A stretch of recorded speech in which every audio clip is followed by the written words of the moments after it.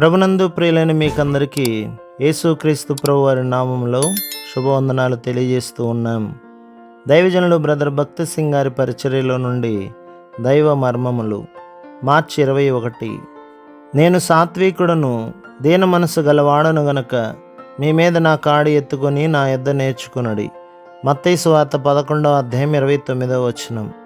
మన కష్టముల నుండి దేవుడు మనలను విమోచించి మనలను ఆశీర్వదించవలనని మనం ఆశించదుము.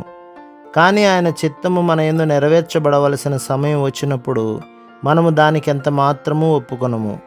మన స్వచిత్తమే నెరవేర్చబడవలనని కోరుదుము. అందువలననే విశ్వాసులు అనేకులు ఆత్మీయముగా ఎదగలేకున్నారు. యేసుక్రీస్తును గాడిద పిల్ల ఎంతో సంతోషముతోనూ వినయముతోనూ మోసెను.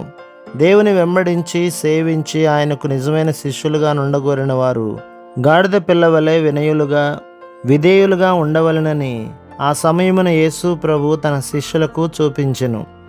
స్వాభావికముగా గాడిద పిల్ల చాలా మూర్ఖత్వము గలదైనను దేవుని సన్నిధిలో సంపూర్ణముగా వినయ విధేయతలు కలిగి ఉండెను. మనమందరమును చాలా మూర్ఖులము.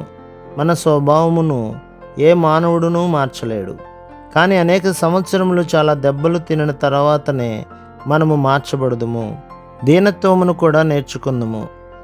నాగలిని లాగుటకు 2 ఎద్దుల కాడిని ఉపయోగించుదురు. ఒక కాడి క్రిందనున్న 2 ఎడ్ల వలె మనము ప్రభువుకు జతగాను దీనత్వము గల వారుగాను ఉండవలనని ప్రభువు కోరుచున్నాడు. ఎఫెసీ పత్రిక 4:2 నుండి 7 వరకు, పేతురు రాసిన మొదటి పత్రిక 5:5-6, ఫిలిప్పీ పత్రిక 2:5-8. వినయము సాత్వికము రెండును ఎల్లప్పుడూ జతగా ఉండును. మనలో అనేక రకములైన గర్వములున్నవి కనుకనే ప్రభువుకు లోబడుకున్నాము. అందువలన ప్రభువు అనేక మార్గముల ద్వారా అనగా గద్దింపుల వలన రోగముల వలన అనేక పతనములను రానిచ్చి మన గర్వమును విరగగొట్టును. ప్రభు మిమ్మును మీ కుటుంబమును మీ సంఘమును దీవించి ఆశీర్వదించునుగాక. ఆమేన్.